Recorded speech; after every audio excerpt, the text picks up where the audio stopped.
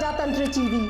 उत्तर प्रदेश 2022 चुनाव में सभी दल सत्ता पर काबिज होने के लिए तरह तरह के पैतरे अपना रहे हैं, लेकिन उत्तर प्रदेश में अपना राजनीतिक अस्तित्व खो चुकी बहुजन समाज पार्टी भी 2022 विधानसभा चुनाव में दमदार वापसी करने का दम भर रही है।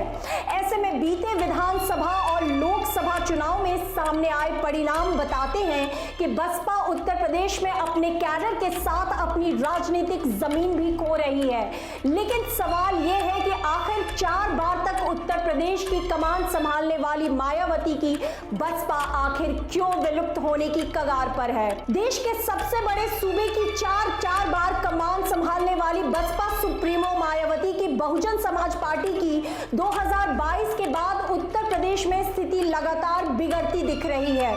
हालात ऐसे हो गए हैं कि अब पार्टी के पास ना ही अपना जनाधार बचा है और ना ही अपना कैडर। ये हम नहीं कह रहे हैं, उत्तर प्रदेश में होने वाले लोकसभा विधानसभा चुनाव के परिणाम कहते हैं। यह हाल उस राजनीतिक पार्टी का है जिसने देश के सबसे बड़े सूबे में 4 बार अपनी सरकार बनाई, लेकिन अब स्थितियां पहले जैसी नहीं रही। राजनीतिक गलियारों में बसपा के भविष्य को लेकर भी पॉलिटिकल पंडित कई तरह के कयास लगा रहे हैं। कोई बसपा के वजूद पर सवाल उठा रहा है तो कोई बसपा के भविष्य को अंधकार में देख रहा है। दरअसल उत्तर प्रदेश में विधानसभा लोकसभा इन दोनों ही चुनावों में एक बार भी ऐसा नहीं लगा कि बसपा सीधा जनता से जुड़ी हो। बसपा सुप्रीमो खुद को लोगों के बीच में जाने से बचती है।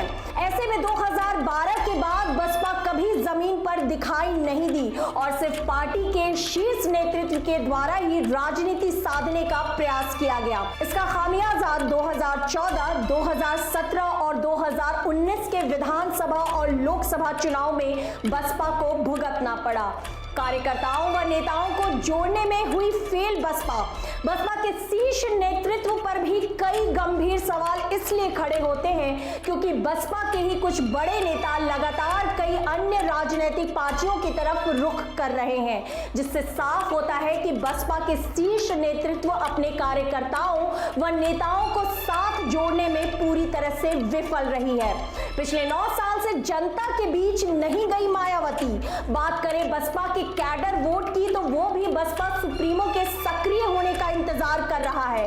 2012 के बाद से बसपा सुप्रीमो जनता के बीच नहीं रही, जिस वजह से बसपा कैडर सरकता नजर आ रहा है। ऐसे में बसपा सुप्रीमो के स्वयं निष्क्रिय होने की वजह से कैडर भी सुस्त है। बीते करीब 9 साल से बसपा उत्तर प्रदेश में किसी भी चुनाव में अपना बेहतर परिणाम नहीं दिखा पाई। केंद्र और राज्य दोनों सरकारों के खिलाफ कभी भी बसपा खुलकर सामने नहीं आई है, जिसकी वजह से विपक्ष भी बसपा पर ही हमलावर दिखा। इसके साथ बसपा के कोर वोटर को यह भी संदेश दिया गया कि बसपा सरकार के समर्थन में है। राजनीतिक दल अस्तित्व पर सवाल उठा रहे हैं।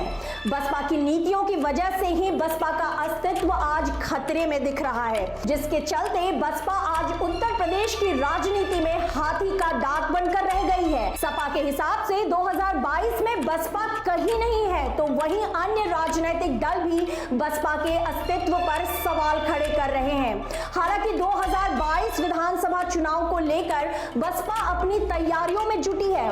उम्मीद है ये प्रयास अब सियासी जमीन पर भी सटीक पड़ेंगे, जिससे कि बसपा का भविष्य बेहतर हो पाएगा।